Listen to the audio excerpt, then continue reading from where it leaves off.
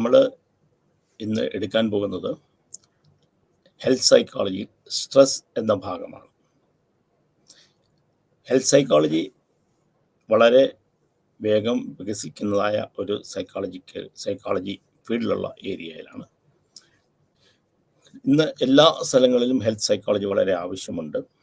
പ്രത്യേകിച്ച് സ്പോർട്സ് ഫീൽഡിൽ health psychology ഉപയോഗിക്കുന്നുണ്ട്, ക്ലിനിക്കിൽ ഹെൽത്ത് സൈക്കോളജി ഉപയോഗിക്കുന്നുണ്ട്. കാരണം കൂടുതലും ഇന്ന് ആൾക്കാർ ഹെൽത്തിനെ കുറിച്ച് അവെയറാണ്. അപ്പം ആരോഗ്യം ഉള്ളൊരവസ്ഥ, ആ അവസ്ഥ എല്ലാവരും സ്വപ്നം കാണുന്നതാണ്.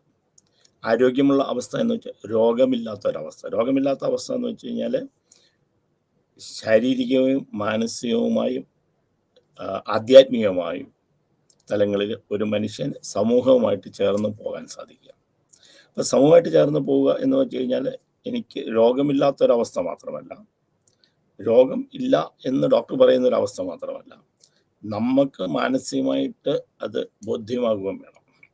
പലപ്പോഴും നമ്മൾ കാണുന്നത് എനിക്ക് രോഗമുണ്ട് എന്ന് പറഞ്ഞിരിക്കുന്ന, എനിക്ക് ഒന്നും ചെയ്യാൻ പറ്റുന്നില്ല, ശരീരത്തിന് വേദനയുണ്ട്, കൈകാലുകൾ കഴിക്കുന്നു, അല്ലെങ്കിൽ എനിക്കൊന്നും ചെയ്യാൻ തോന്നുന്നില്ല, ചെസ്റ്റിന് വേദനയുണ്ട്, വയറ്റിൽ വേദനയുണ്ട്, കാലുവേദനയുണ്ട്, മുട്ടുവേദനയുണ്ട്, എഴുന്നേക്കാൻ വയ്യ എന്നിരിക്കുന്നുണ്ട്. പലപ്പോഴും നമ്മൾ ഡോക്ടറെ അടുത്ത് കൊണ്ട് ടെസ്റ്റൊക്കെ ചെയ്ത് കഴിയുമ്പോൾ അവർക്ക് മറ്റ് പ്രത്യേകിച്ച് രോഗങ്ങളൊന്നും ഉണ്ടായി കാണുകയില്ല. അപ്പോഴാണ് അത് മനസ്സിലാകുന്നത് ഒരു മാനസികമായ ഒരവസ്ഥയാണ്, രോഗി ആണ് എന്ന് എനിക്ക് തോന്നുന്ന മാനസികമായ ഒരവസ്ഥ. വേറെ ചില ആൾക്കാരുണ്ട് രോഗമായിട്ടും അത് നമ്മൾ മനസ്സിലാക്കുക, അതിൽ ഡോക്ടർ പറയുന്ന കാര്യങ്ങൾ ഡോക്ടർ നിർദ്ദേശിക്കുന്ന കാര്യങ്ങൾ മനസ്സിലാക്കാതെ അതിന് എഗൻസ്റ്റ് ആയിട്ട് ചെയ്യുക.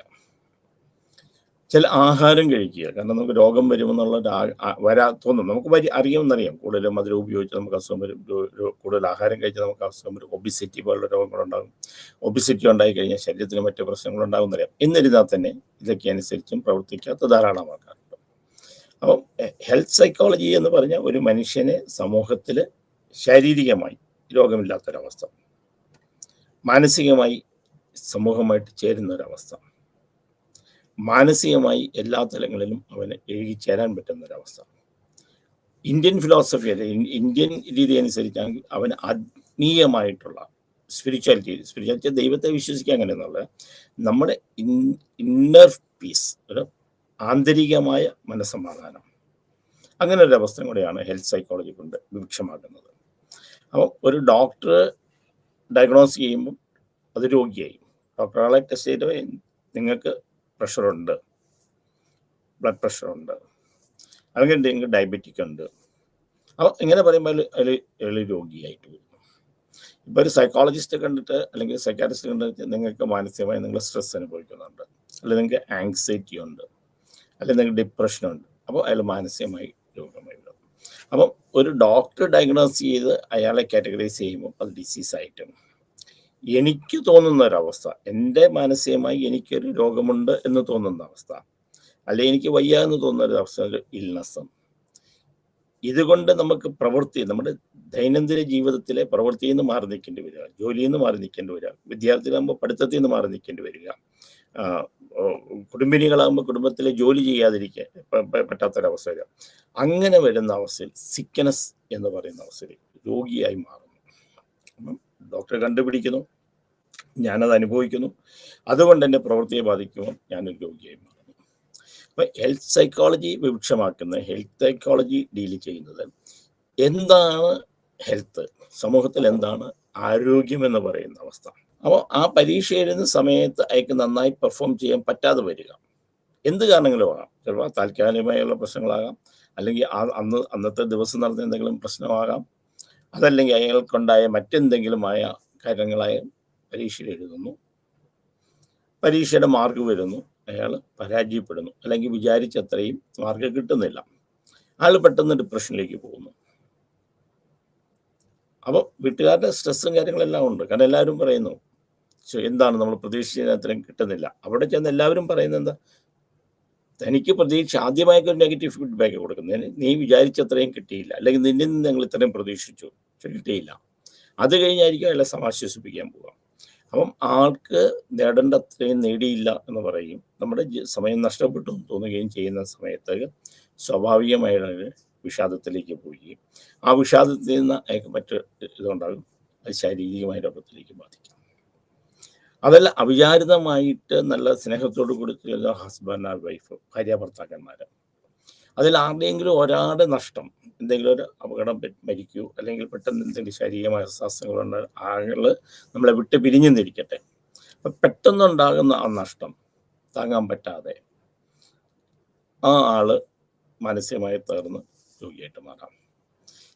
സാഹചര്യങ്ങൾ, അതായത് എല്ലാ ദിവസവും ഇപ്പോൾ ഒരു അധ്യാപകനാണെന്നിരിക്കുക, അയാളുടെ വീട് ഒരു സ്കൂള് അല്ലെങ്കിൽ ഏതെങ്കിലും ജോലിക്ക് ചെയ്യുന്ന ഒരാൾ, അയാളുടെ ജോലി സ്ഥലവും ആളുമായിട്ടുള്ള അകലം, വീടുമായിട്ടുള്ള അകലം 2-3 കിലോമീറ്റർ.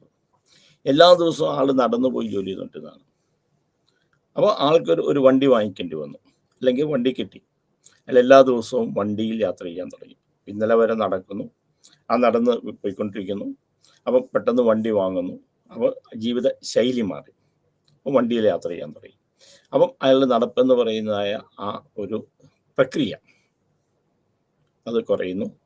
ആഹാരം കൂടുതൽ കഴിക്കുന്നു, പെട്ടെന്ന് വണ്ണം വെക്കുന്നു, BP ഉണ്ടാകാം, ബ്ലഡ് ഷുഗർ ഉണ്ടാകാം, അങ്ങനെ പതുക്കെ രോഗിയും വരാം. അപ്പം ജീവിതത്തിൻ്റെ സാഹചര്യങ്ങളാകാം, നമ്മൾ ജീവിക്കുന്ന സന്ദർഭങ്ങൾ മാറുന്നതാകാം, സൗകര്യങ്ങൾ മാറുന്നതാകാം, അല്ലെങ്കിൽ സമൂഹത്തിലുണ്ടായ വ്യത്യാസങ്ങളാകാം, അല്ലെങ്കിൽ എന്തെങ്കിലും നഷ്ടമാകാം. ഇങ്ങനെയൊക്കെ വരുന്ന സമയത്ത് അത് നമ്മുടെ ശാരീരികമായി ബാധിക്കുകയും ആ ശാരീരികം അത് മാനസിക രോഗത്തിലേക്ക് വരികയും സമൂഹവുമായിട്ട് ചേരാൻ പറ്റാതെ വരികയും.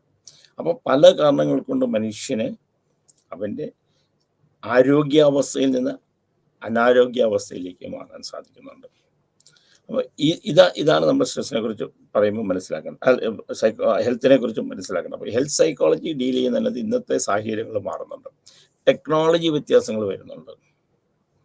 അപ്പോൾ ടെക്നോളജി വ്യത്യാസം വരുമ്പോൾ നമുക്ക് കൂടുതൽ സമയം നമുക്ക് ഫ്രീ ആയിട്ട് കിട്ടുന്നുണ്ട്. അല്ലെങ്കിൽ നമ്മൾ കൂടുതൽ സമയം നമ്മുടെ രീതി മതി. പ്രത്യേകിച്ച് കമ്പ്യൂട്ടർ വന്ന സമയത്ത് നമ്മൾ എല്ലാവരും ചെയ്തുകൊണ്ടിരുന്ന പല കാര്യങ്ങളും നമ്മൾ ചെയ്തുകൊണ്ടിരുന്ന, മാനുവലായിട്ട് ചെയ്തുകൊണ്ടിരുന്ന, നമ്മൾ വ്യക്തിപരമായിട്ട് ചെയ്തുകൊണ്ടിരുന്ന പല കാര്യങ്ങളും നമ്മൾ മാറ്റപ്പെട്ടു. അപ്പം ഇന്ന് നമ്മൾ തല ഉപയോഗിച്ച് കാൽക്കുലേഷൻ ചെയ്യേണ്ട കാര്യമില്ല, നമുക്ക് കമ്പ്യൂട്ടർ ഉണ്ട്, അല്ലെങ്കിൽ നമുക്ക് കാൽക്കുലേറ്റർ ഉണ്ട്. അപ്പം നമ്മുടെ ആ ഒരു ജോലി എന്ന് പറഞ്ഞ് മാറി. അപ്പോൾ നമുക്ക് കൂടുതൽ സമയം കിട്ടുന്നു. കമ്മ്യൂണിക്കേഷൻ എന്ന് പറയുന്ന, ആൾക്കാരുമായിട്ട് ബന്ധപ്പെടുന്ന കമ്മ്യൂണിക്കേഷൻ എന്ന് പറയുന്നത്, കമ്മ്യൂണിക്കേഷൻ ഡെവലപ്പ് ചെയ്തപ്പോൾ നമ്മൾ ആൾക്കാരുമായിട്ട് 2 രീതിയിൽ, ഒന്ന് നമ്മൾ പല ആൾക്കാരുമായിട്ട് വ്യക്തിപരമായ ബന്ധങ്ങൾ നമ്മൾ ഇന്ന് പെടുന്നു, മറിച്ച് നമ്മൾ ധാരാളം ആൾക്കാരുമായിട്ട് നമ്മൾ ബന്ധപ്പെടാൻ സാധിക്കുന്നു. ഇത് രണ്ടും അതിൻ്റെ നെഗറ്റീവും പോസിറ്റീവും ഉണ്ട്. അപ്പോൾ പലപ്പോഴും മൊബൈൽ ഫോൺ പോലുള്ള കാര്യങ്ങൾ ഉപയോഗിച്ചിട്ട് കുട്ടികൾ അനാവശ്യമായി ബന്ധങ്ങൾ ഉണ്ടാക്കാൻ സാധിക്കുമ്പോൾ അവരുടെ മാനസികമായി ഇത് ബാധിക്കുന്നു. ആ മാനസികമായ അവസ്ഥ ഇത് ബാധിച്ചിട്ട് പലപ്പോഴും അവരെന്തെങ്കിലും പ്രശ്നമുണ്ടായിട്ട് ആത്മഹത്യയിലേക്ക് വരെ നയിക്കുന്നു. അപ്പോൾ നോക്കണം, ഒരു ടെക്നോളജിയിലുണ്ടായ വ്യത്യാസമാണ്.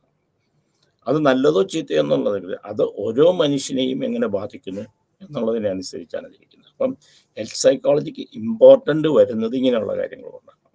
അപ്പം ഇന്നത്തെ കാലഘട്ടത്തിൽ ടെക്നോളജി പുരോഗമിച്ച കാര്യങ്ങൾ, അല്ലെങ്കിൽ ശാസ്ത്രം പുരോഗമിച്ച സമയങ്ങൾ, ഹെൽത്ത് സൈക്കോളജി വളരെ ഇമ്പോർട്ടൻ്റ് ആണ്. അപ്പം അതിൻ്റെ ഒരു വിഭാഗമാണ് നമ്മൾ പറഞ്ഞത് സ്ട്രെസ് എന്ന് പറയുന്നത്.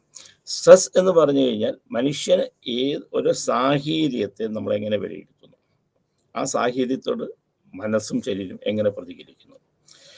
അപ്പം എല്ലാ സാഹചര്യങ്ങളിലും എല്ലാവർക്കും സ്ട്രെസ് ഉണ്ടാക്കണമെന്ന് നിർബന്ധമില്ല.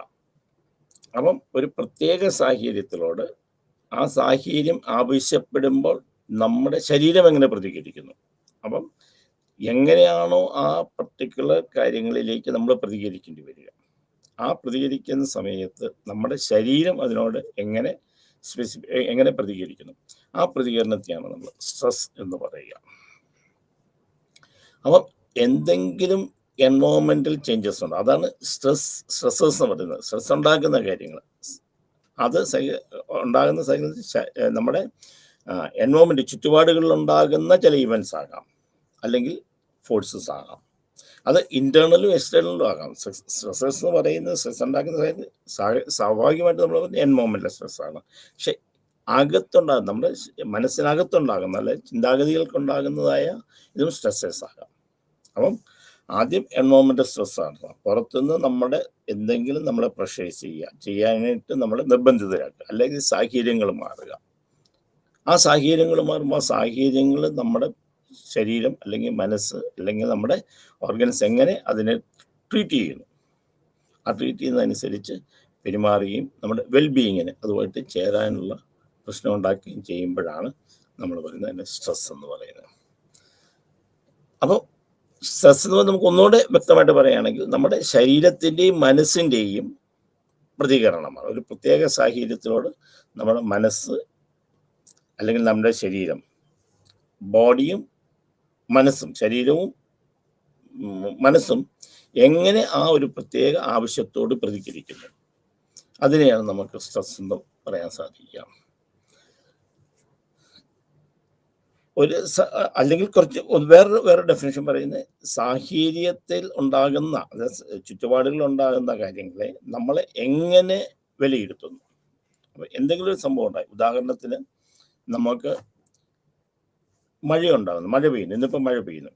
അപ്പോൾ മഴ പെയ്യുന്നു എന്ന് പറയുന്ന ഒരു കൃഷി ഇറക്കുന്ന ആൾക്ക്, ഒരു കൃഷിക്കാരനെ സംബന്ധിച്ചിടത്തോളം കൃഷി ഇറക്കിയ സമയത്ത് മഴ പെയ്യുക എന്ന് പറയുന്നത് നല്ലതും, അതേ സമയത്ത് അതിൽ കൃഷിയെല്ലാം കഴിഞ്ഞ് വിളവെടുക്കുന്ന സമയത്ത്, കൊയ്ത്തൊക്കെ കഴിഞ്ഞ് നെല്ല് കൊട്ടിയിട്ടിരിക്കുന്ന സമയത്ത് പെട്ടെന്ന് ഒരു മഴ പെയ്യുക, അല്ലെങ്കിൽ ഒരേ സാഹചര്യങ്ങളാണ് നമ്മൾ അപ്രൈസ് ചെയ്യുമ്പോൾ. മഴ പെയ്തു, ഒരു കൃഷിക്കാരനെ സംബന്ധിച്ചിടത്തോളം മഴ അനുഗ്രഹമാണ് കൃഷി ഇറക്കുന്ന സമയത്ത്. അതേസമയത്ത് വിളവെടുപ്പിൻ്റെ സമയത്ത് മഴ പെയ്യാന്ന് വെച്ചാൽ നല്ലതല്ല. അപ്പം ഈ ഒരു പേഴ്സൺ, ഒരു വ്യക്തി ആ സാഹചര്യത്തെ എങ്ങനെ വിലയിരുത്തുന്നു, ആ വിലയിരുത്തലും കൂടെ കൂടിയിട്ടാണ് നമ്മൾ അതിനെ സ്ട്രെസ് എന്ന് പറയാം. ആ വിലയിരുത്തൽ എങ്ങനെ പ്രതികരിക്കുന്നു, അതായത് ഉദാഹരണത്തിന് കൃഷി ഇറക്കിയ ഒരാൾക്ക് മഴ പെയ്ത് കഴിഞ്ഞാൽ സന്തോഷമായിരിക്കും, അയാൾ തുള്ളിച്ചാടും, അയാളുടെ പ്രതികരണം. അതായത് അയാളെ സംബന്ധിച്ചിടത്തോളം അത് യാതൊരുവിധ ആ സാഹചര്യത്തെ അയാൾ കാണുന്നത് നല്ലൊരു കാര്യമാണ്, അപ്പോൾ സ്ട്രെസ് ഉണ്ടാവില്ല. അതേസമയത്ത് കൃഷി കഴിഞ്ഞിട്ട് വിളവെടുത്ത് എല്ലാം കൂട്ടിയിട്ടിരിക്കുന്ന സമയത്ത് ഒരു മഴ പെയ്തു എന്നിരിക്കട്ടെ, മഴ പെയ്താൽ അതിന് നെഗറ്റീവായിട്ടാണ് ബാധിക്കുന്നത്. ചിലപ്പം ആ വിളവെടുത്ത സാധനങ്ങൾ മുഴുവൻ നശിച്ചു പോകാം, ഇല്ലെങ്കിൽ ആ സാധനത്തിന് വില കൂടാം, ഇല്ലെങ്കിൽ അത് പെട്ടെന്ന് നശിച്ചു പോകാം. അപ്പം അതേ സാഹചര്യം, അത് മഴ എന്ന് പറയുന്ന ഒരേ കാര്യത്തിൽ എങ്ങനെ നമ്മൾ വിലയിരുത്തി, എങ്ങനെ പെർസീവ് ചെയ്യുന്നു, എങ്ങനെ നമ്മൾ കാണുന്നു, ആ കാണുന്നതിനെയാണ് നമ്മൾ സ്ട്രെസ്സായിട്ട് പറയുകയും അതുകൊണ്ട് നമ്മുടെ പ്രവർത്തനം എങ്ങനെ വരുന്നു, അപ്പോൾ അതിനെയാണ് നമ്മൾ സ്ട്രെസ് കൊണ്ട് ഉപയോഗിക്കുക. അപ്പം അതിന് ആ ചേഞ്ച് വരുമ്പോൾ ഒന്ന് ആലോചിക്കണം, അങ്ങനെ മാനസികമായിട്ട് വരുന്നുണ്ട്, ശാരീരികമായിട്ട് വരുന്നുണ്ട്, അതിനെ എമോഷണൽ അഡ്ജസ്റ്റ് ചെയ്യാനായിട്ട്, റെസ്പോണ്ട് ചെയ്യാനായിട്ട് വരുന്നുണ്ട്. അപ്പം ആദ്യം നമ്മളൊരു മഴ പെയ്യുന്ന സമയത്ത് നമ്മൾ സന്തോഷം കൊണ്ട് നമ്മൾ തുള്ളിച്ചാടുന്നു, ചിരിക്കുന്നു, ബഹളം വെക്കുന്നു. അതേ സമയത്ത് വിളവെടുക്കുന്ന സമയത്ത് മഴ പെയ്തിരുന്നു കഴിഞ്ഞാൽ നമ്മൾ ശാരീരികമായി തളർന്നു പോകുന്നു, മാനസികമായിട്ട് തരുന്നു പോകുന്നു, എമോഷൻ ചിലപ്പോൾ കരയാം, ചിലപ്പോൾ അയാൾ വേറെ എന്തെങ്കിലും ചെയ്തെന്ന് വരാം, വൈകാരികമായ എന്തെങ്കിലും ചെയ്തെന്ന് വരാം. അപ്പം ഇങ്ങനെ വരുന്ന ആ റിയാക്ഷനും കൂടെ കൂട്ടിയിട്ടാണ്, അല്ലെങ്കിൽ ശരീരത്തിലുണ്ടാകുന്ന ചേഞ്ചിനെയും കൂടെ കൂട്ടിയിട്ടാണ് നമ്മളതിന് സ്ട്രെസ് എന്ന് പറയുന്നത്. രണ്ട് പെർസ്പെക്റ്റീവുണ്ട്, eastern and western perspective. Eastern പെർസ്പെക്റ്റീവാണ് നമ്മൾ പറഞ്ഞത് ഇങ്ങനെ ശരീരത്തിൻ്റെ പ്രവർത്തനങ്ങൾ. പക്ഷെ ഈസ്റ്റേൺ അത് നമ്മൾ പൗരസ്ത്യമായ നമ്മുടെ നാട്ടിലുള്ള ചിന്താഗതി വെക്കുമ്പോൾ ഇന്നർ പീസ്, അത് ആന്തരികമായ സമാധാനം, നമ്മൾ ഇന്നർ പീസ് എന്ന് പറയും. ഇന്നർ പീസ് എന്ന് വെച്ചാൽ മനസ്സിൻ്റെ നമ്മുടെ സമാധാനം കൂടെ കൊടുക്കണം, നമ്മൾ സ്ട്രെസ് ഇല്ലാത്തൊരവസ്ഥ എന്ന് പറയുന്നത്. അതായത് നമ്മുടെ മാനസികമായ അവസ്ഥ അത് വളരെ സമാധാനമായി, കാമായിട്ട് നമുക്ക് കൊണ്ടുനടക്കാൻ പറ്റുക. നമ്മൾ പറയില്ല, മാനസികമായിട്ട് ഞാൻ വളരെ ശാന്തനാണ്, സമാധാനമാണ്, എന്തെങ്കിലും സംഭവിച്ചാൽ അതെനിക്ക് മാനസികമായിട്ട് ബാധിക്കുന്നില്ല. സോ ഇപ്പം ഈസ്റ്റേൺ പെർസ്പെക്റ്റീവ് എന്ന് പറഞ്ഞു കഴിഞ്ഞാൽ ഇന്നർ പീസ് ഉണ്ടാകുന്ന ഒരു സമയത്താണ് സ്ട്രെസ് ഇല്ലാത്ത അവസ്ഥ എന്ന് പറയുന്നത്. അപ്പം ഇന്നർ പീസ് പോയാൽ അത് സ്ട്രെസ് എന്ന് പറയാം. നമ്മൾ സ്പിരിച്വൽ ലെവലിലേക്കാണ് ചിന്തിക്കുക. അതുകൊണ്ട് പലപ്പോഴും സ്ട്രെസ്സിനെ നേരിടാൻ വേണ്ടി, സ്ട്രെസ്സിനെ അതിജീവിക്കാൻ വേണ്ടിയിട്ട് നമ്മൾ യോഗ അല്ലെങ്കിൽ മെഡിറ്റേഷൻ പോലെയുള്ള നമ്മുടെ സ്പിരിച്വൽ ലെവലിൽ കുറച്ചുകൂടെ ഇമ്പ്രൂവ് ചെയ്ത് കഴിഞ്ഞാൽ നമുക്ക് സ്ട്രെസ്സിനെ നേരിടാൻ പറ്റുമെന്ന് പറയുന്നത്. അതുകൊണ്ടാണ് യോഗാസനം ചെയ്യണം, അല്ലെങ്കിൽ മെഡിറ്റേഷൻ ചെയ്യണം, അല്ലെങ്കിൽ അതുപോലെയുള്ള എന്തെങ്കിലും മനസ്സിനെ ശാന്തമാക്കുന്ന കാര്യങ്ങൾ ചെയ്യണം. അതുകൊണ്ടാണ് പലപ്പോഴും നമ്മൾ പറയുന്നത് അമ്പലങ്ങളിൽ പോകണം, പള്ളിയിൽ പോകണം, അവിടെ ഭജനയിൽ പങ്കെടുക്കണം, അല്ലെങ്കിൽ അവിടുത്തെ പൂജാവിധികളിൽ പങ്കെടുക്കണം, അല്ലെങ്കിൽ അവിടെ നടക്കുന്ന ചടങ്ങുകളിൽ പങ്കെടുക്കണം, അവിടെ വരുന്ന ആൾക്കാരുമായിട്ട് പങ്കെടുക്കണം, അല്ലെങ്കിൽ നമ്മൾ ഖുർആൻ വായിക്കണം, ബൈബിള് വായിക്കണം, ഭാഗവതം അല്ലെങ്കിൽ ഭാരതം വായിക്കണം, രാമായണം വായിക്കണം എന്നൊക്കെ പറയുന്നത് ആ ഇന്നർ പീസ് ഉണ്ടാക്കാൻ വേണ്ടിയിട്ടാണ്. അപ്പോൾ ഇങ്ങനെയുള്ള സാഹചര്യം നമ്മൾ സ്ട്രെസ്സിനെ നേരിടാനായിട്ട് സാധിക്കും. അപ്പം ഈസ്റ്റേൺ പെർസ്പെക്റ്റീവ് എന്ന് പറയുന്നത് നമ്മുടെ കാലഘട്ടങ്ങളിലെന്ന് പറയുന്നത് സ്ട്രെസ് എന്ന് പറയുന്നത് ഇന്നർ പീസാണ്, ആന്തരികമായ സമാധാനത്തെയാണ് ഇന്നർ പീസ്. സ്ട്രെസ്സസ് പല കാറ്റഗറി സ്ട്രെസ്സസ് ഉണ്ട്. ഒന്ന് ഫിസിക്കലായിട്ടുള്ള ശാരീരികമായിട്ടുള്ള കാര്യങ്ങൾ നമുക്ക് സ്ട്രെസ് ഉണ്ടാക്കാം.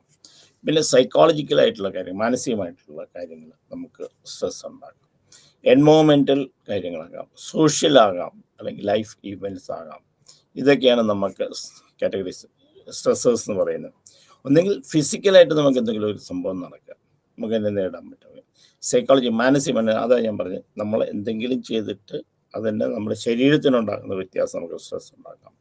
അല്ലെങ്കിൽ മാനസികമായിട്ടുള്ള എൻവോൺമെൻറ്റുള്ള ചുറ്റുപാടുകളിൽ എന്തെങ്കിലും വ്യത്യാസം വരുന്നതാകാം, അല്ലെങ്കിൽ സമൂഹത്തിലുണ്ടാകുന്ന വ്യത്യാസമാകാം. ഒരു പക്ഷേ നമ്മൾ ഒരു സമൂഹത്തിൽ നിന്ന് വേറെ സമയത്തിലേക്ക് മാറി താമസിക്കുന്നു.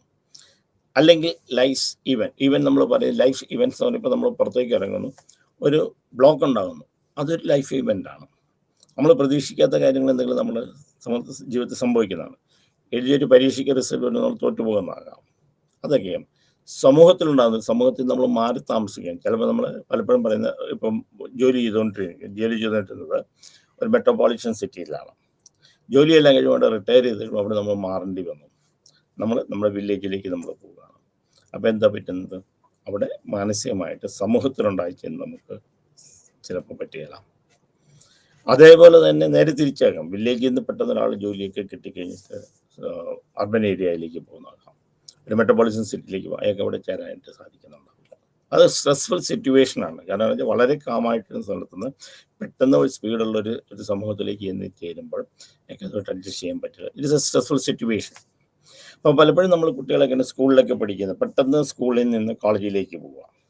നേരത്തെ കാലഘട്ടങ്ങളിൽ +2 എന്ന് പറഞ്ഞാൽ 10th കഴിഞ്ഞ് കഴിഞ്ഞാൽ ഉടനെ തന്നെ കോളേജിലേക്ക് പോവാം, പ്രീ യൂണിവേഴ്സിറ്റി അല്ലെങ്കിൽ പ്രീ ഡിഗ്രി എന്ന് പറഞ്ഞ് അങ്ങ് പോവാം.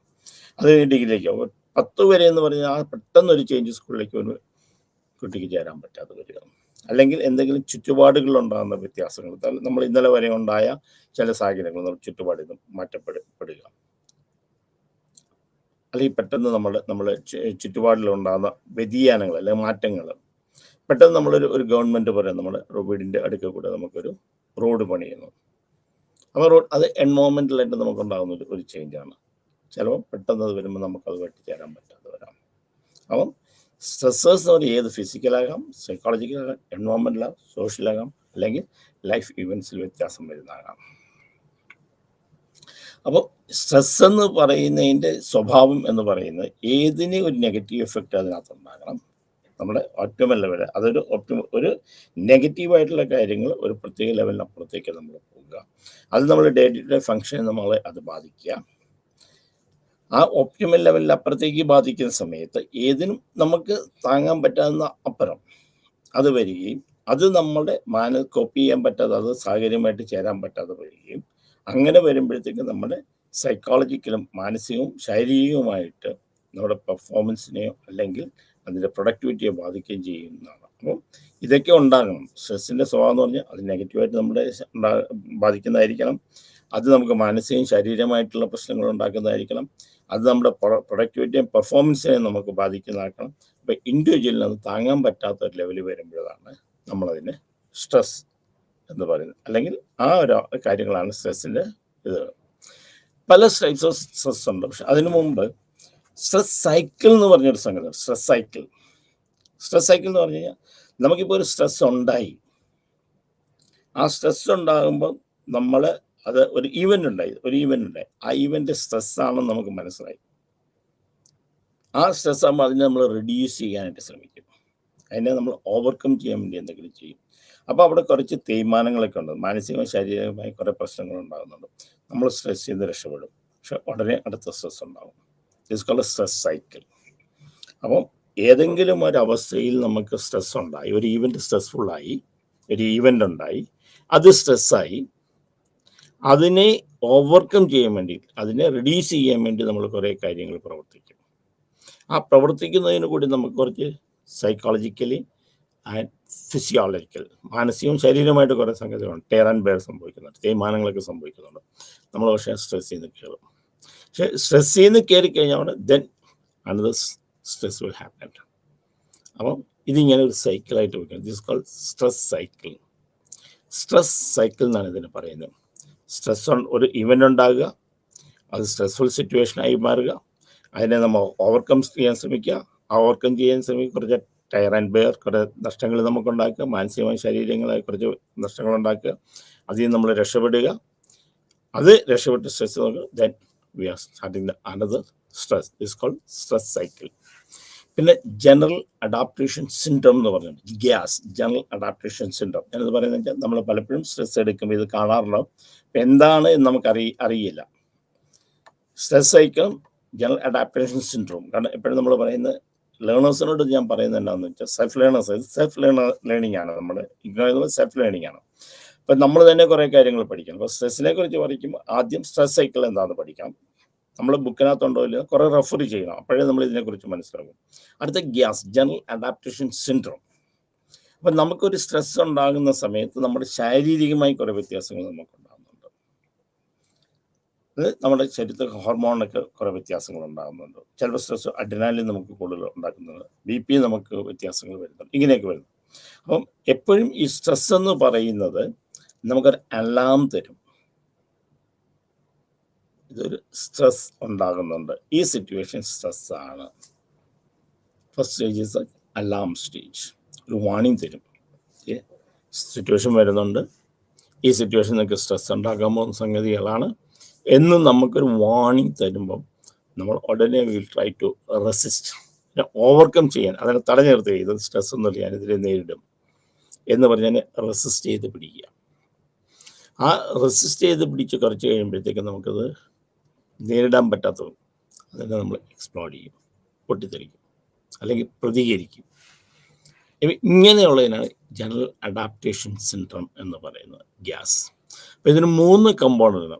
One is the alarm stage, resistance stage, then exposure or exporting stage or reaction stage. അപ്പോൾ ജനറൽ അഡാപ്റ്റേഷൻ സിൻഡ്രോം കൂടെ നമ്മൾ പഠിക്കണം.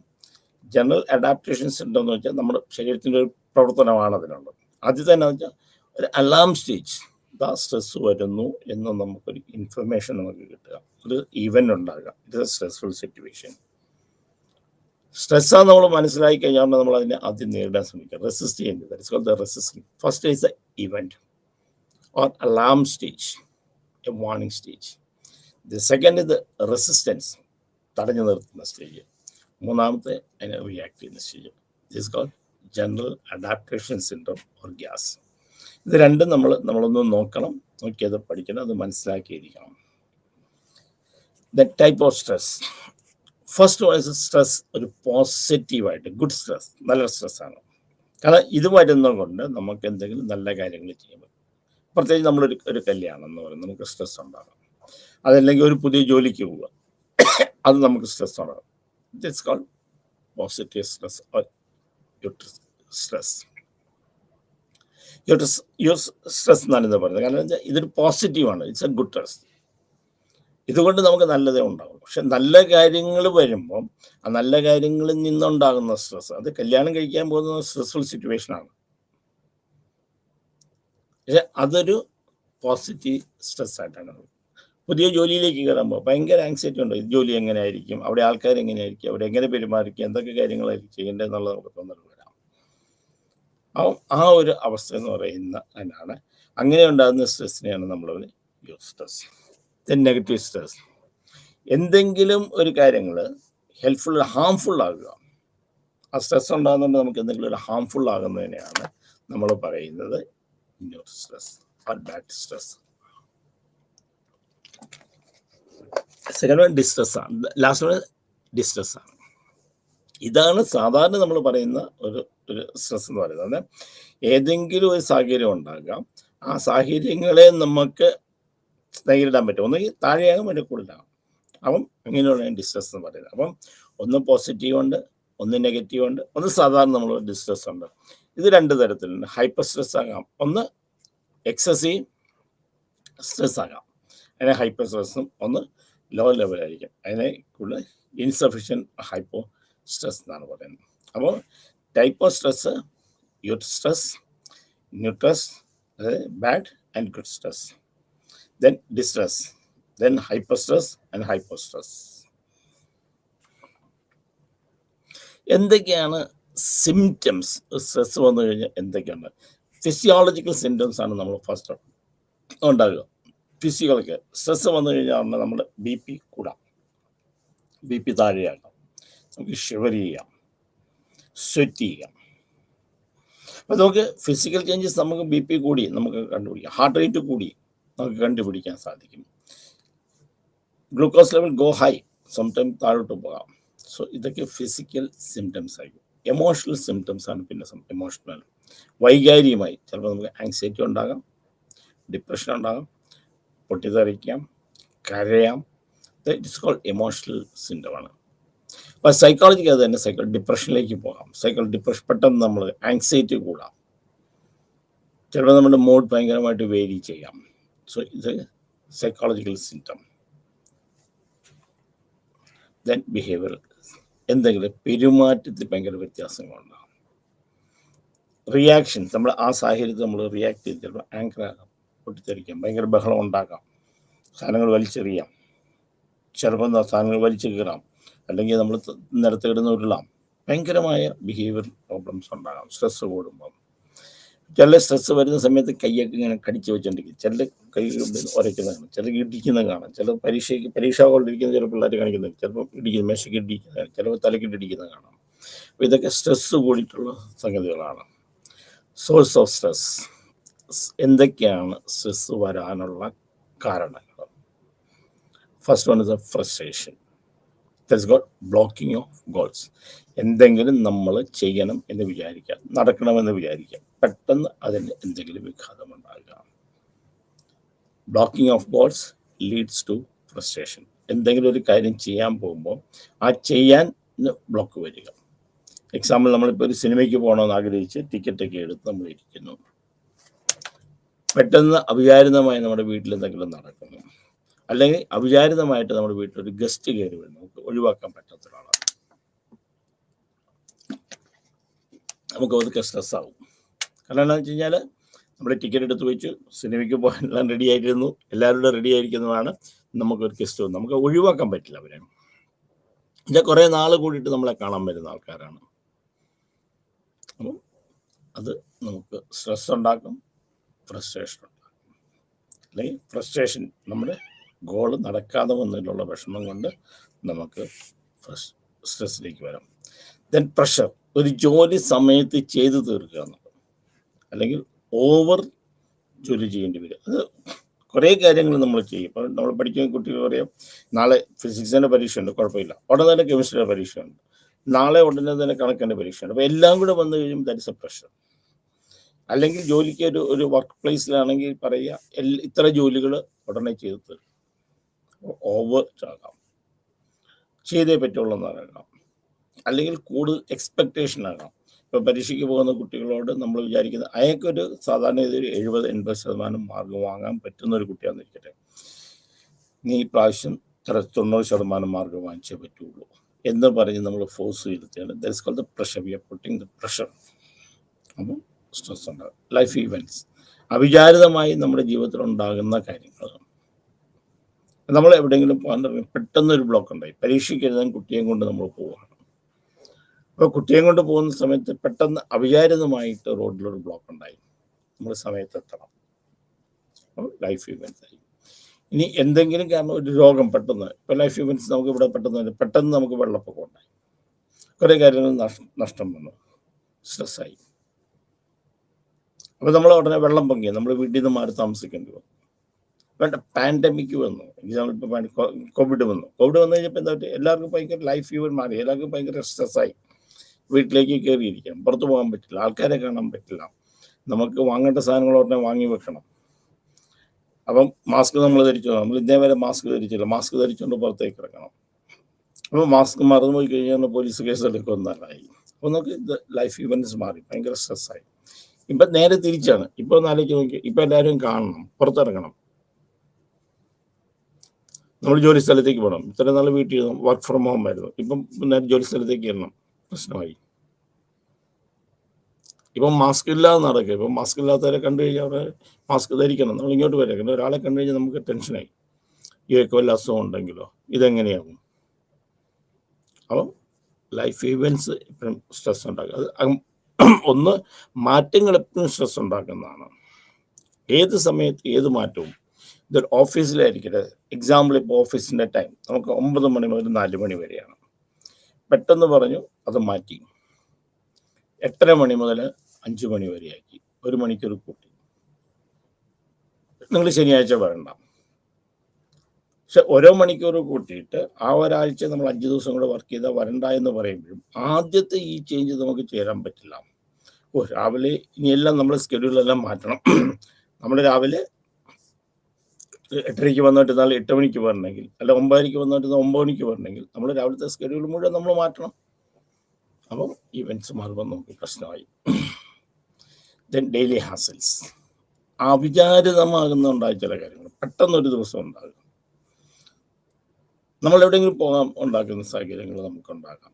അല്ലെ അവിചാരിതം വെള്ളപ്പൊക്കമാകാം, അന്നത്തെ ഉണ്ടായ മഴയാകാം, അല്ലെങ്കിൽ റോഡിലുണ്ടാകുന്ന ബ്ലോക്ക് ആകാം. ഡെയിലി ഹാസൽസ്.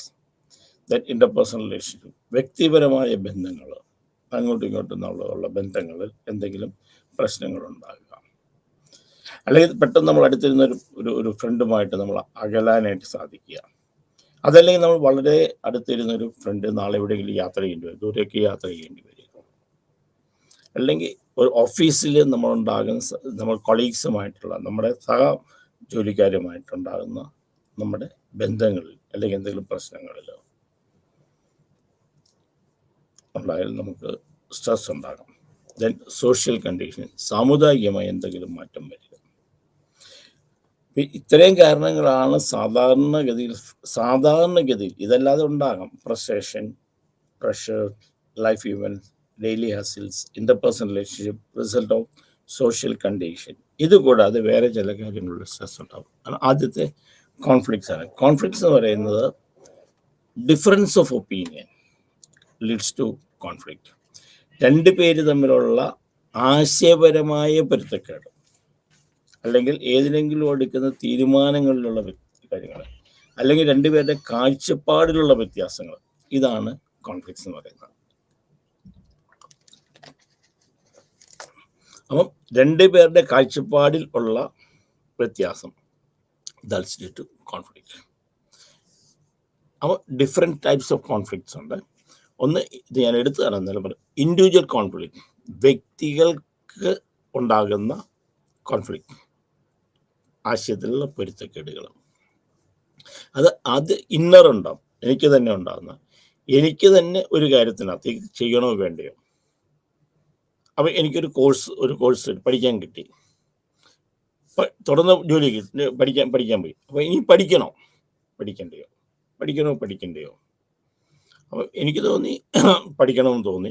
അതേസമയം ഞാൻ നോക്കി, എനിക്ക് ഇനിയും പഠിക്കണോ, സാമ്പത്തികമായിട്ട് മുടക്കണോ, ഇനി ഞാൻ മുകളിലേക്ക് പഠിക്കേണ്ട കാര്യമുണ്ടോ. That is called inner conflict. അതേസമയം 2 വ്യക്തികൾ തമ്മിൽ ഉള്ളത്, ഒരാൾ പറയുന്നു നമുക്ക് ടൂറിന് പോകാം, വേറെ ആൾ വരുന്നു നമുക്ക് 2 പേര്, ഒരാൾ അമ്പലത്തിൽ പോകണമെന്ന് പറയും, അത് നമുക്ക് ഏതെങ്കിലും പിൽഗ്രിം സെന്ററിൽ പോകണമെന്ന് പറയും, മറ്റൊരാളൊന്നും അല്ല, നമുക്ക് ഏതെങ്കിലും സുഖവാസ കേന്ദ്രത്തിൽ പോകണമെന്ന് പറയും. 2 വ്യക്തികൾ തമ്മിലുള്ള ആശയപ്പൊരുത്തങ്ങളായി. അപ്പം ഒരു വ്യക്തിയുടെ ഉള്ളിലുണ്ടാകുന്നത് 2 വ്യക്തികൾ തമ്മിലാണ്. So individual conflict divide into 2, inner conflict and inter conflict. ഒരു വ്യക്തിയുടെ ഉള്ളിലുണ്ടാകുന്നു, 2 വ്യക്തികൾ തമ്മിലുണ്ടാകുന്നു. Then next one is a group conflict. Group, 2 ഗ്രൂപ്പുമായിട്ടുള്ളത്. അതായത് ഒരേ പാർട്ടി, ഒരു രാഷ്ട്രീയ പാർട്ടി, പ്രത്യേക രാഷ്ട്രീയ പാർട്ടിയുടെ അകത്തുണ്ടാകുന്ന പ്രശ്നങ്ങൾ, അല്ലെങ്കിൽ നമ്മുടെ കുടുംബത്തിൽ അച്ഛൻ അമ്മ മക്കൾ തമ്മിലുണ്ടാകുന്ന, that is called inner conflict, inner group. ആ ഗ്രൂപ്പിനകത്തുണ്ടാകുന്ന അകത്തുള്ള പ്രശ്നങ്ങളാണ്. പക്ഷെ 2 കുടുംബങ്ങൾ തമ്മിലായിരിക്കാം, അല്ലെ 2 വീട്ടുകാർ തമ്മിലാകാം, അല്ലെങ്കിൽ 2 പാർട്ടിക്കാരുമായിട്ടുണ്ടാകാം, പൊളിറ്റിക്കൽ ഗ്രൂപ്പുമായിട്ടുണ്ടാകാം. That is called inter group conflict. അപ്പം ഗ്രൂപ്പിനകത്തുണ്ടാകുന്നത് 2 ഗ്രൂപ്പുകൾ തമ്മിലുണ്ടാകും. Then other types of conflicts are approach conflicts. Very very important. Conflict നമ്മൾ എപ്പോഴും പഠിക്കുമ്പോൾ കോൺഫ്ലിക്റ്റ്, ഈ 3 കോൺഫ്ലിക്റ്റ്, ഇനി പറയുന്ന 4 കോൺഫ്ലിക്റ്റ് വളരെ വളരെ ഇമ്പോർട്ടൻ്റ് ആണ്.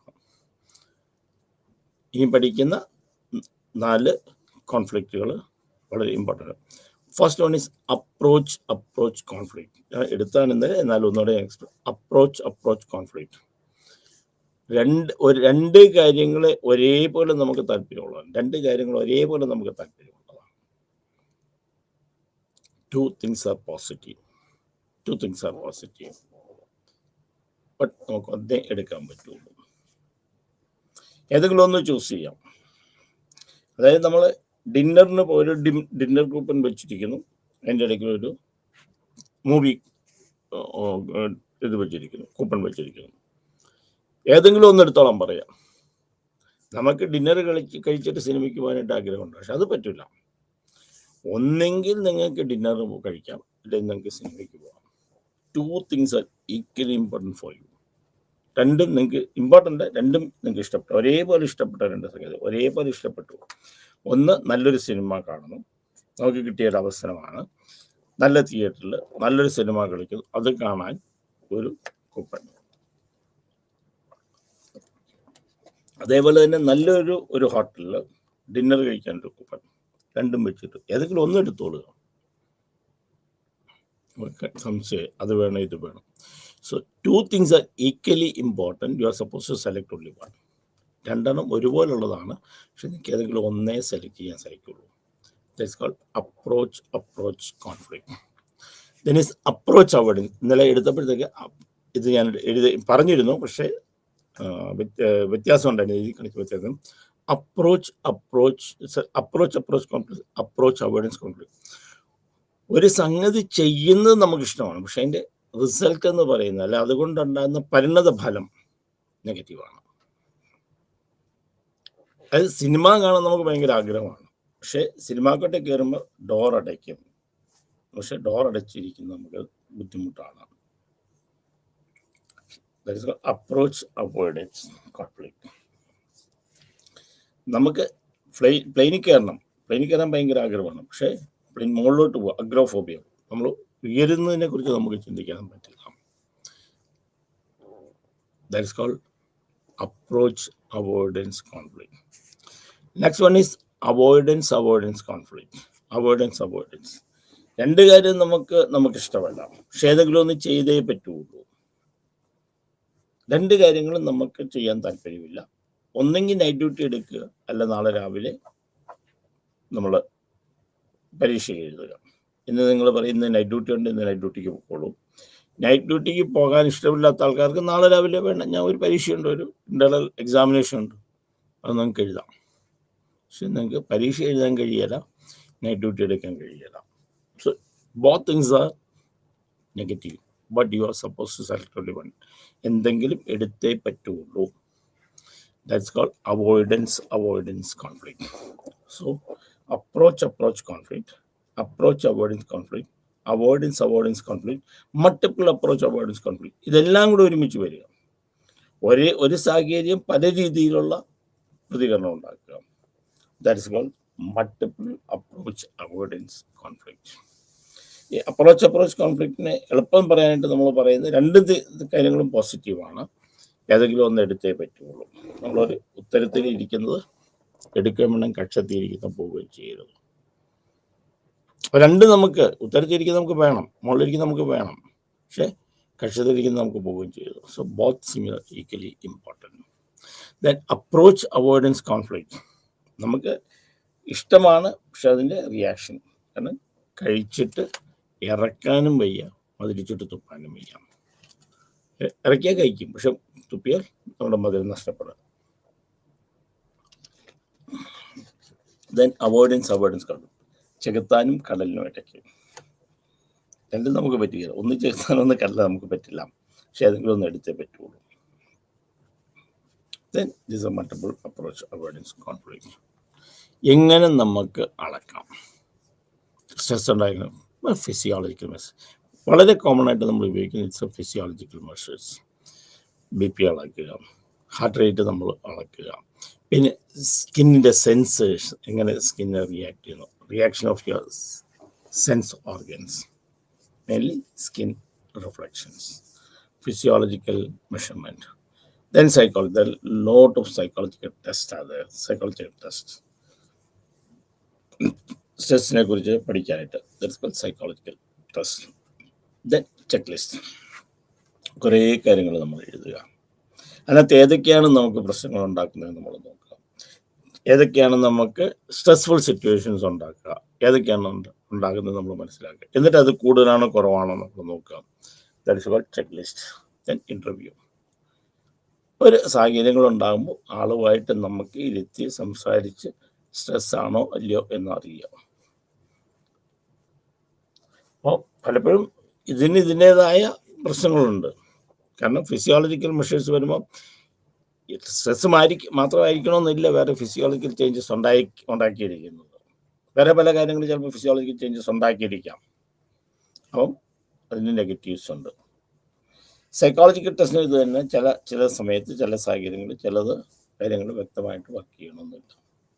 ചെക്ക് ലിസ്റ്റ്, ആ സാധനങ്ങൾ എഴുതിയാൽ ചിലപ്പം നമ്മുടെ ഒരു സാഹചര്യം വെച്ചിട്ടായിരിക്കും, ഇതേ സാഹചര്യം ആയിരിക്കുമല്ലോ മറ്റൊരാൾക്ക് സ്ട്രെസ് ഉണ്ടാക്കുന്നത്. അപ്പം ചെക്ക് ലിസ്റ്റ് എഴുതുമ്പോൾ അതാണ്. ഇൻ്റർവ്യൂ മെത്തേഡ് എന്ന് പറഞ്ഞു കഴിഞ്ഞാൽ സ്ട്രെസ് ഉണ്ടായ ഉടനെ ഒരു സമയത്ത് നമുക്ക് പിടിച്ചിട്ട് ഇൻ്റർവ്യൂ നടത്താൻ പറ്റില്ല, അത് പിന്നെ എപ്പോഴെങ്കിലും ആയിരിക്കും.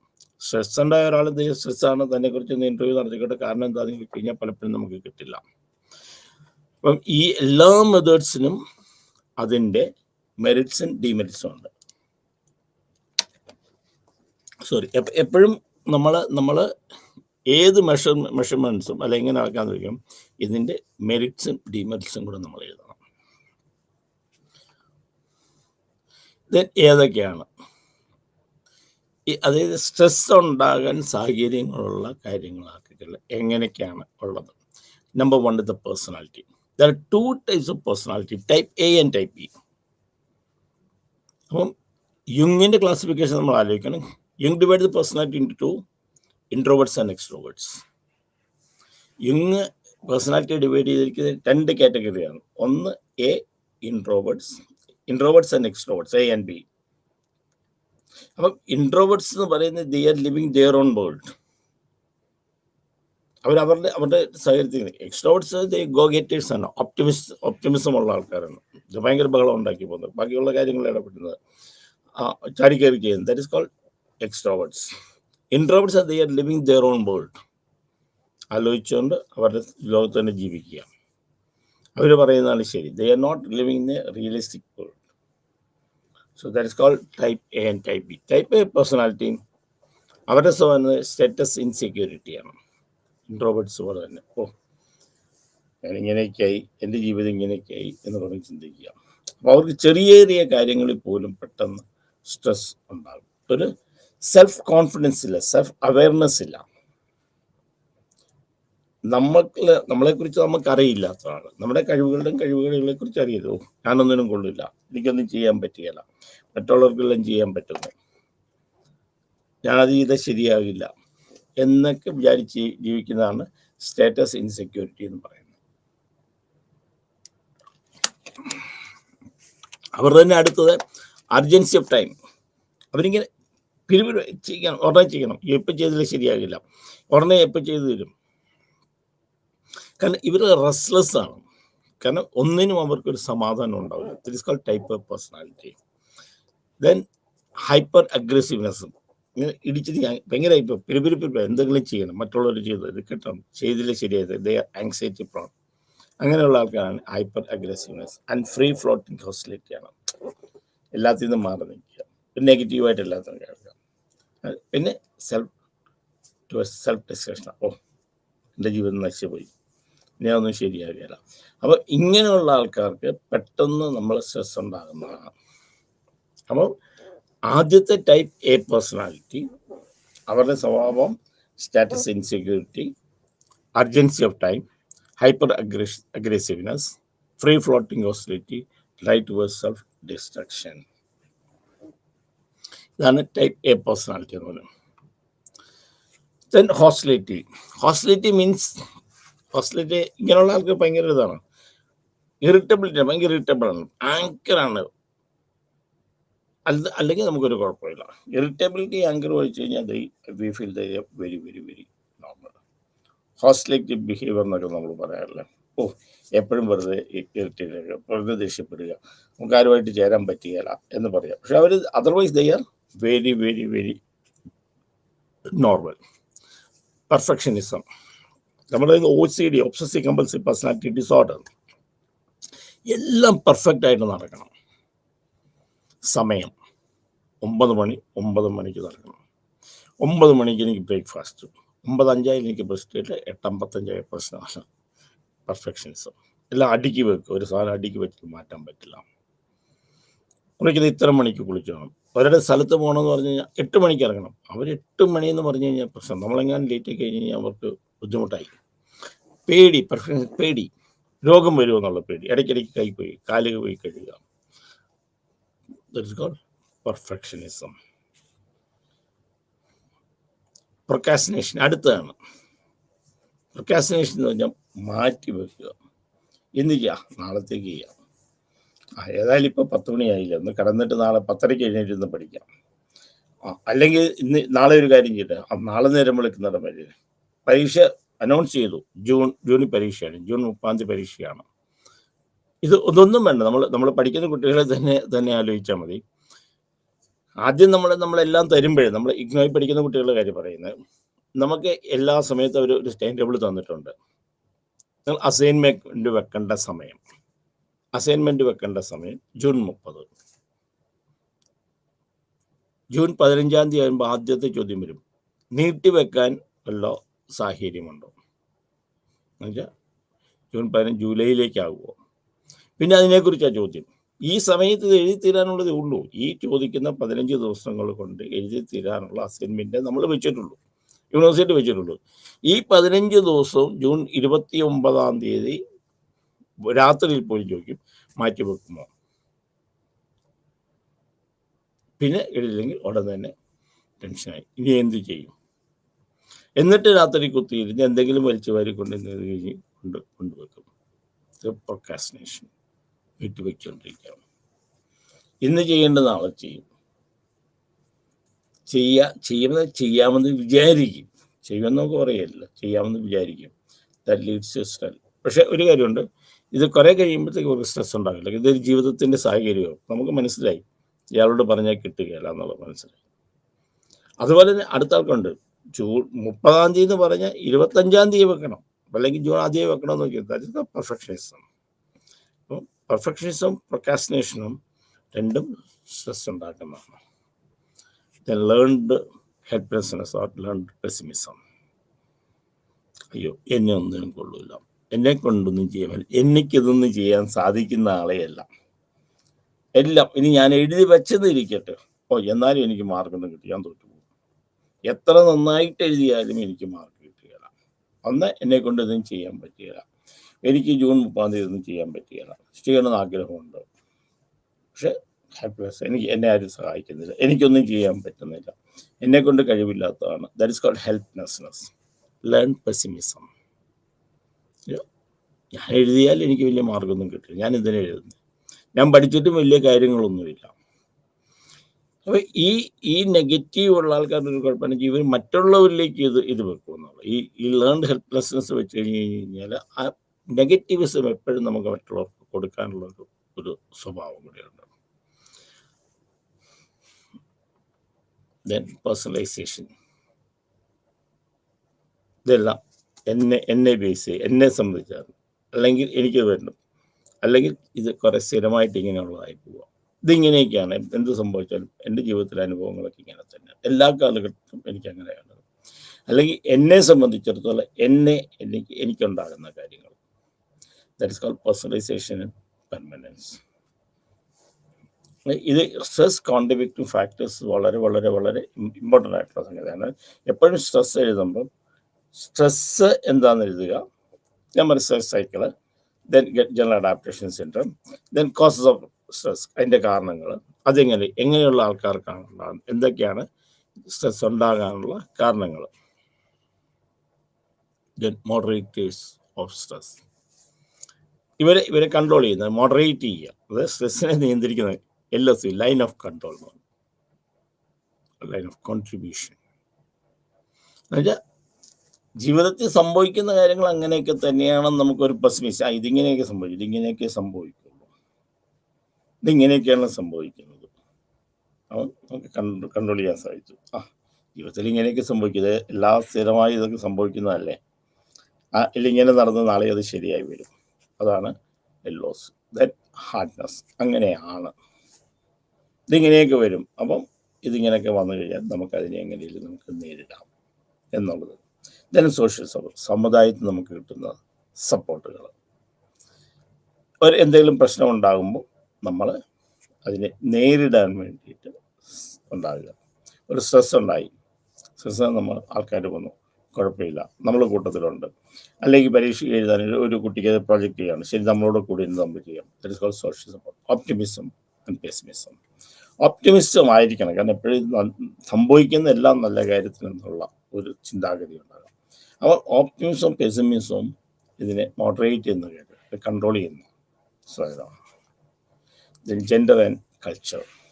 ജെൻഡർ പലപ്പോഴും നമ്മൾ കാണുന്ന ജെൻഡർ ഡിഫറൻസ്, അതായത് കൂടുതൽ നമ്മൾ പറയുന്ന ആണുങ്ങൾ സ്ട്രെസ്സുമായിട്ട് കൂടുതൽ ചേരും എന്ന് പറയുന്നത് നിർബന്ധമുള്ളതല്ല. സാധാരണഗതിയിൽ അവർ കൂടുതൽ ആൾക്കാരുമായിട്ട് ഇടപെടുന്നു, കൂടുതൽ കാര്യങ്ങളെക്കുറിച്ച് അറിയുന്നു. അപ്പോൾ ആ ജെൻഡർ അതിനകത്ത് ചെയ്യണം. ചില കൾച്ചർ, ചില പ്രത്യേക സമുദായങ്ങൾ, സാഹചര്യങ്ങൾ, സംസ്കാരത്തിൽ വളരെ ടെൻഷൻ അനുഭവപ്പെടുന്നു. പ്രത്യേകിച്ച് നമ്മൾ പറയുന്നത് ഇപ്പോൾ ഫോറിന് പല ആൾക്കാർ അവർ കുറച്ച് പെർഫെക്ഷനിസം കൂടുതലുള്ള ആൾക്കാരാണ്, ഒബ്സഷൻ കൂടുതലുള്ള ആൾക്കാരാണ്. അപ്പോൾ അവർക്ക് ഇവിടെ വന്നു കഴിഞ്ഞാൽ ചിലപ്പോൾ പെട്ടെന്ന് സ്ട്രെസ് ഉണ്ടാകും, സാഹചര്യങ്ങൾ മാറിക്കഴിഞ്ഞാൽ ഉണ്ടാകാം ആ കൾച്ചറിൽ നിന്ന് വന്ന ആൾക്കാർക്ക്.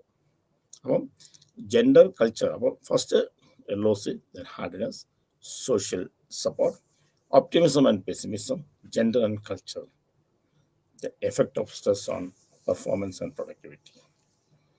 അപ്പം സ്ട്രെസ്സിൻ്റെ ഒരു പെർഫോമൻസിനെയും പ്രൊഡക്ടിവിറ്റിയും നെഗറ്റീവായിട്ടും പോസിറ്റീവായിട്ടും നമ്മൾ ബാധിക്കുന്നുണ്ട്. അത് certain level of stress അത് കാര്യങ്ങളെ വേഗത്തിലാക്കും, കുറച്ചുകൂടെ പെർഫോമൻസിനെ നമുക്ക് ചെയ്യും. പക്ഷെ സ്ട്രെസ് certain level ബിയോണ്ട് ആണെന്നിരിക്കട്ടെ, that will affect productivity and performance നെഗറ്റീവായിട്ട് ബാധിക്കും. അപ്പോൾ കൂടുതൽ സ്ട്രെസ് ഉണ്ടായിക്കഴിഞ്ഞ് കഴിഞ്ഞാൽ, സാറിന് ഒരു ജോലി സ്ഥലത്ത് നടത്തിയ പരീക്ഷണം, കൂടുതൽ സ്ട്രെസ് ഉണ്ടായിക്കഴിഞ്ഞ് കഴിഞ്ഞാൽ ആൾക്കാർ വരാതെ വരും, സമയത്ത് അവർ വരികയില്ല, സമയത്ത് ജോലിക്ക് അറ്റൻഡ് ചെയ്യാതെ വരിക. അപ്പോൾ ഇൻ്റർപേഴ്സണൽ റിലേഷൻഷിപ്പിൽ പ്രശ്നം ഉണ്ടാകുക, പ്രൊഡക്ടിവിറ്റി ഉണ്ടാകുക, പ്രൊഡക്ടിവിറ്റി നെഗറ്റീവായിട്ട് ബാധിക്കുക, പ്രൊഡക്ടിവിറ്റി ഇല്ലെങ്കിൽ ഉണ്ടാകുന്നതിന് നെഗറ്റീവ് ഇതുമായിട്ട് വരിക, നന്നായിട്ട് വരാതിരിക്കും. കൂടുതൽ സ്ട്രെസ് കൂടുമ്പോൾ പരീക്ഷയ്ക്ക് മര്യാദയ്ക്ക് എഴുതണമെന്നില്ല. ഒരു ഇൻഡസ്ട്രിയിലേക്ക് ആകുമ്പോൾ കൂടുതൽ സ്ട്രെസ് കൂടുമ്പോൾ ആൾക്കാർ ചിലപ്പം കണ്ടമാനം ലോങ് ലീവ് എടുക്കും, ചില ഡ്യൂട്ടിക്ക് ഹാജരാകാതിരിക്കും, ആബ്സെൻറ്റിസം, ഇൻ്റർപേഴ്സണൽ റിലേഷൻഷിപ്പിൽ പ്രശ്നം ഉണ്ടാക്കുക, പ്രൊഡക്ടിവിറ്റിയിൽ പ്രൊഡക്ഷൻ കുറയുക, ഓരോ വ്യക്തികളുടെയും പെർഫോമൻസിനെ നെഗറ്റീവായിട്ട് ബാധിക്കുക. അപ്പോൾ ഇതാണ് സ്ട്രെസ് ഓൺ റിലേഷൻഷിപ്പ്. പലപ്പോഴും കാണുന്നത് റിലേഷൻഷിപ്പിനെ നെഗറ്റീവായിട്ട് ബാധിക്കുന്നത്. സ്ട്രെസ് കൂടുമ്പം ആൾക്കാർ തമ്മിലുള്ള റിലേഷൻഷിപ്പും വളരെ മോശമാകുന്നതായിട്ടാണ് കാണുന്നത്, കൂട്ടാൻ പറ്റില്ല. പലപ്പോഴും ആൾക്കാർ സ്ട്രെസ് കൂടുന്ന സമയത്ത് ആൾക്കാരായിട്ട് ഇടപെടാനായിട്ടോ അവരുമായിട്ട് ബന്ധപ്പെടാനായിട്ടുള്ള താല്പര്യം കുറയുകയാണ് ചെയ്യുന്നത്. അപ്പം certain level ഓഫ് സ്ട്രെസ് പെർഫോമൻസിനെ പ്രൊഡക്ടിവിറ്റിയും കൂട്ടുകയും അതിന് അപ്പുറത്ത് ബിയോണ്ട് ആ level it will negatively affect, നെഗറ്റീവായിട്ടാണ് നമ്മളെ ചെയ്യുക. അപ്പം സ്ട്രെസ് എന്ന് പറയുന്നത് നല്ലതാണ്. സ്ട്രെസ് അപ്പം ആദ്യം നമ്മൾ വിചാരിക്കണം സ്ട്രെസ് പലതരത്തിലുള്ളതാണ്. നമ്മൾ ടെലിംഗ് അബൌട്ട് ഡിസ്ട്രെസ്. അപ്പോൾ ഓപ്റ്റിമൽ ലെവലിൽ, ഒരു ലെവലിന് അപ്പുറത്തേക്ക് നമ്മൾ സ്ട്രെസ് വരികയാണെങ്കിൽ അത് പ്രൊഡക്ടിവിറ്റിയും പെർഫോമൻസിനും നെഗറ്റീവായിട്ട് ബാധിക്കും. നടത്തിയ പരീക്ഷകളൊക്കെ എങ്ങനെ ചെയ്തത് പലപ്പോഴും നമ്മൾ കാണുന്നത് എന്താ വെച്ചാൽ, ഒരു ഇൻഡസ്ട്രിയിൽ നടത്തിയ സ്ട്രെസ് കൂടുമ്പോൾ ആൾക്കാർ ജോലിക്ക് വരുന്നില്ല, ആ ജോലിക്ക് വരുന്നില്ല എന്ന് മാത്രമല്ല, പ്രൊഡക്ടിവിറ്റിയെ സംബന്ധിച്ചിടത്തോളം അവരുടെ പ്രൊഡക്ടിവിറ്റി കുറയുക, നെഗറ്റീവായിട്ട് ബാധിക്കുന്നത്. കൂടുതൽ പ്രഷർ അവർക്ക് വരുമ്പോൾ അവർക്കത് പെർഫോം ചെയ്യാൻ പറ്റാതെ വരികയാണ് ചെയ്യുന്നത്. അതുപോലെ തന്നെ interpersonal relationship, even in the family പോലും സ്ട്രെസ് കൂടിയെന്നിരിക്കുക, relationship it is affecting negatively. അപ്പം it is affecting. So moderators of stress എന്ന് പറയുന്നത് LOC, hardness, social support, optimism and pessimism, gender and culture. Gender കൾച്ചറിനകത്ത് പ്രത്യേകം ചിലപ്പോൾ പറയാറുള്ളത് ശരിയല്ല എന്ന് പറയുന്നുണ്ട്. അത് ആണോ അല്ലയോ എന്നുള്ള പറയുന്നത് സാധാരണ നമ്മളിവിടെ പറയുന്നത് ഇത് gender also will effect stress. നമ്മൾ പെട്ടെന്ന് പെണ്ണുങ്ങൾ ആങ്ഷ്യസ് ആകും, ആണുങ്ങളാകില്ല, അങ്ങനെ പ്രത്യേകിച്ച് പറയാൻ പറ്റില്ല. ഇത് കുറേ ജീവിത സാഹചര്യങ്ങളിലൂടെയൊക്കെ വെച്ചാൽ പൊതുവേ നമ്മൾ പറയുന്നത് ജെൻഡർ സ്ട്രെസ്സിനെ ബാധിക്കുന്ന കാര്യമാണെന്നാണ്. അപ്പം LOC, hardness, social support, then how to manage. ഈ മാനേജ് ചെയ്യുക എന്ന് പറയുമ്പം individual responsive psychology stress which is often related to negative event. അപ്പം നെഗറ്റീവായിട്ട് ബാധിക്കുന്ന കാര്യങ്ങളെ നമ്മൾ പുറത്ത് കിടക്കുക എന്നുള്ളതാണ്. അപ്പോൾ സ്ട്രെസ് മാനേജ്മെൻറ്റ് എന്ന് പറയുമ്പോൾ സ്ട്രെസ് ഉണ്ടാകുമ്പോൾ എന്താണോ അതിനെ നെഗറ്റീവായിട്ട് ബാധിക്കുന്നത്, ആ നെഗറ്റീവായിട്ട് ബാധിക്കുന്ന കാര്യങ്ങളെ എങ്ങനെ നമുക്ക് മാറ്റി അത് പോസിറ്റീവാക്കാം, അല്ലെങ്കിൽ എങ്ങനെ നമ്മൾ സ്ട്രെസ്സിനെ മാനേജ് ചെയ്യാം. അപ്പം stress management is very very important. കാരണം ഇപ്പം നമ്മൾ സ്ട്രെസ് ചോദിച്ചു കഴിഞ്ഞാൽ സ്ട്രെസ്സിനെ കുറിച്ച് മാത്രം എഴുതിയിട്ടില്ല, coping strategies four stress, psychologically, emotionally, socially എല്ലാം ഉണ്ട്. എങ്ങനെയൊക്കെ നമുക്ക് സ്ട്രെസ്സിനെ നേരിടാം, അതിനെങ്ങനെയാണ് സ്ട്രെസ്സിനെ മാനേജ് ചെയ്യേണ്ടത്, കോപ്പിംഗ് സ്ട്രാറ്റജീസ് എന്താണെന്ന് വിശദമായിട്ട് നമുക്ക് അടുത്ത ക്ലാസ്സിൽ പഠിക്കാൻ സാധിക്കും. അപ്പം എന്താണ് സ്ട്രെസ്, സ്ട്രെസ് ഉണ്ടാകാനുള്ള കാരണങ്ങൾ എന്തൊക്കെയാണ്, അത് എങ്ങനെയൊക്കെയുള്ള ആൾക്കാർക്കാണ് സ്ട്രെസ് ഉണ്ടാകുന്നത്, സ്ട്രെസ് ഉണ്ടാകുന്നത് നേരിടാനായിട്ടുള്ള മാർഗങ്ങൾ എന്തൊക്കെയാണ്, ഇതൊക്കെയാണ് നമ്മൾ ഇതിനകത്ത് പഠിക്കുക. അപ്പം സ്ട്രെസ് എന്താണ്, കോസസ് ഓഫ് സ്ട്രെസ് എന്താണ്, എങ്ങനെ സ്ട്രെസ്സിൻ്റെ കാരണങ്ങൾ എന്തൊക്കെയാണ്, സ്ട്രെസ്സിൽ ഒരാൾ എങ്ങനെയൊക്കെ റിയാക്ട് ചെയ്യുന്നു, ആ റിയാക്ട് ചെയ്യുന്നുണ്ടെങ്കിൽ സ്ട്രെസ് ഉണ്ടാകാനായിട്ടുള്ള സാഹചര്യങ്ങളൊക്കെ എന്താണ്, അത് ഏതൊക്കെയാണ് എന്നുള്ളതാണ് നമ്മൾ പഠിക്കുക. അപ്പോൾ ഇതിനിടയ്ക്ക് നമ്മൾ നോക്കേണ്ട സ്ട്രെസ്സിനെ കുറിച്ച് വേറെ ധാരാളം ബുക്കുകൾ നമുക്ക് വായിക്കാൻ കിട്ടും. സ്ട്രെസ് ആൻഡ് സ്ട്രെസ് മാനേജ്മെൻറ്റ് എന്ന് പറഞ്ഞിട്ട് ധാരാളമുണ്ട്. അപ്പം ഇത് കുറേ വായിച്ച് കഴിയുമ്പോൾ അറിയാൻ പറ്റും. കാരണം സ്ട്രെസ്സിൻ്റെ അതിനകത്ത് ഇമ്പോർട്ടൻ്റ് ആയിട്ട് നമ്മൾ പറയുന്നത് സ്ട്രെസ് സൈക്കിളും ജനറൽ അഡാപ്റ്റേഷൻ സിൻഡ്രോം, ഗ്യാസും ഉണ്ട്. അതൊന്നും നിങ്ങൾ പ്രത്യേകിച്ച് എടുത്ത് വെച്ച് വായിച്ച് നോക്കണം. അപ്പം അപ്പോൾ ഞാൻ ഒരിക്കലൂടെ പറയുന്നതൊക്കെ സെൽഫ് ലേണിംഗ് ആണ്. ഇഗ്നോ എപ്പോഴും നമ്മൾ പറയുന്നത് സെൽഫ് ലേണിംഗ് ആണ്. അപ്പോൾ സെൽഫ് ലേണിംഗ് എന്ന് പറഞ്ഞാൽ കുറേ കൂടുതൽ ഇതിനകത്തുള്ള ബുക്കുകൾ നമ്മൾ വായിച്ചാൽ അറിയണം. പല ബുക്കിനകത്തും പല കാര്യങ്ങൾ പറഞ്ഞിട്ടുണ്ട്, പല കാര്യങ്ങളും നമ്മൾ അതിനകത്ത് സ്ട്രെസ്സിനെ കുറിച്ച് പറഞ്ഞിട്ടുണ്ട്. Stress physiological changes, psychological changes, causes എന്തൊക്കെയാണ്, സോഷ്യൽ ആസ്പെക്ട്സിൽ എങ്ങനെ അതിനെ കാണണം, ഇതിനെ എങ്ങനെ നമുക്ക് ഓവർകം ചെയ്യാം. അപ്പോൾ സ്ട്രെസ്സിനെ കുറിച്ച് പഠിക്കുക എന്നുള്ളതിനെക്കാളും സ്ട്രെസ്സിനെ എങ്ങനെ ഓവർകം ചെയ്യാം. അപ്പോൾ അടുത്ത stress management of coping strategies four stress ആണ് നമുക്ക് പഠിക്കാനുള്ളത്. അപ്പോൾ അത് വിശദമായിട്ട് നമുക്ക് അടുത്ത ക്ലാസ് നമുക്ക് എടുക്കാം. അപ്പോൾ ഹെൽത്ത് ആൻഡ് വെൽബീയിങ് ആണ്. ഹെൽത്ത്, ആരോഗ്യം എന്താണ്, ആരോഗ്യത്തിൻ്റെ അവസ്ഥ എന്താണ്, എങ്ങനെ നമ്മൾ സമൂഹത്തിൽ ആരോഗ്യമുള്ള ആളെ എങ്ങനെ പെരുമാറുന്നു, അതിന് സൈക്കോളജിക്കൽ, ഫിസിയോളജിക്കൽ, ഇന്നർ, അതുകൊണ്ട് നമുക്ക് ഈസ്റ്റേൺ കോൺസെപ്റ്റും കൂടെ നമ്മൾ നോക്കി വെക്കണം. വെസ്റ്റേൺ മാത്രമല്ല ഈസ്റ്റേൺ കോൺസെപ്റ്റ് കൂടെ നമ്മൾ നോക്കി വെക്കണം. അപ്പം ഇന്ത്യൻ ഇത് നമ്മൾ ഹെൽത്ത് എന്ന് പറയുന്ന ഇന്നർ പീസാണ്. സ്ട്രെസ് എന്ന് പറയുന്ന ഒരു മനുഷ്യന് ഒരു സാഹചര്യത്തെ നമ്മൾ എങ്ങനെ കാണുന്നു, how you are perceiving the situation, സാഹചര്യത്തെ എങ്ങനെ കാണുന്നു. അപ്പം ഒരു പർട്ടിക്കുലർ സാഹചര്യത്തോട് നമ്മുടെ ശരീരം എങ്ങനെ പ്രതികരിക്കുന്നു, ആ പ്രതികരണം എന്നുള്ളതാണ് നമ്മൾ സ്ട്രെസ് എന്ന് പറയുന്നത്. അപ്പം ഇനി സ്ട്രെസ് മാനേജ്മെൻ്റ് ആണ്. Stress management, coping strategies of stress എന്ന് പറയുന്നത് നമുക്ക് അടുത്ത ക്ലാസ്സിൽ അതിനെക്കുറിച്ച് വിശദമായിട്ട് പഠിക്കാം. എല്ലാവർക്കും നന്ദി. വീണ്ടും കാണാം. അതുവരെ നാളെ അടുത്ത ക്ലാസ്സിൽ വ്യാഴാഴ്ച നമുക്ക് കാണാം. നമസ്കാരം.